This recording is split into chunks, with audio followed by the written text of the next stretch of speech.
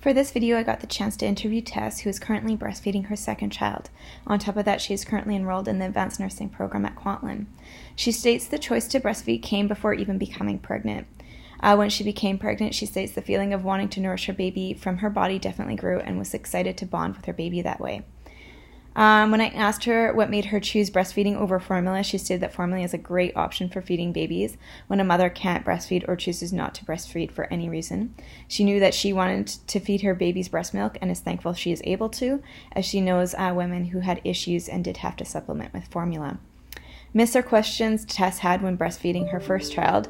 She was worried about knowing if the baby was getting enough hind milk and if what she was eating was causing her baby's stomach's upsets. Which she attended breastfeeding clinics and had a lactation consultant to help. For the second time around, her biggest question was around pumping, as she had never done it with the first. So she had questions about knowing when to pump, especially if she was at home with her second child, Malcolm, so as not to interfere with his feedings. The difficult thing about breastfeeding, Tess states, was for the first one was being up every 2 to 3 hours to feed, and also feeling like she had no freedom, as the baby would not take the bottle, so the longest she could be away was 3 hours until she started eating solids. The other hard thing was nighttime sleeping. She never did any sleep training with the first child, so she relied on being attached to the nipple to sleep or fall back asleep, and she breastfed her first child until she was 2. For the second one, she said breastfeeding was a lot easier. She already knew a lot about breastfeeding and was more comfortable and confident with it.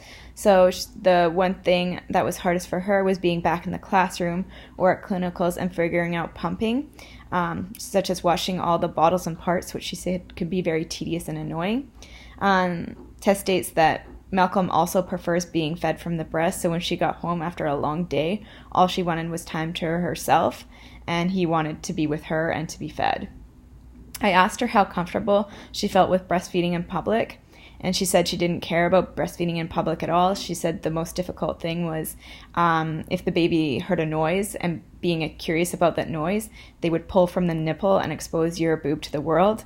And since her baby didn't tolerate a cover around them during breastfeeding, her boob would be exposed.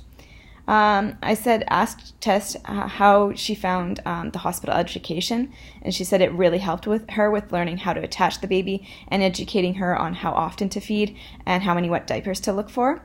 She also stated a public health nurse also calls you after 2 days at being home with your newborn, and they offer great advice and come to see you if you need and refer you to breastfeeding groups and a lactation consultant.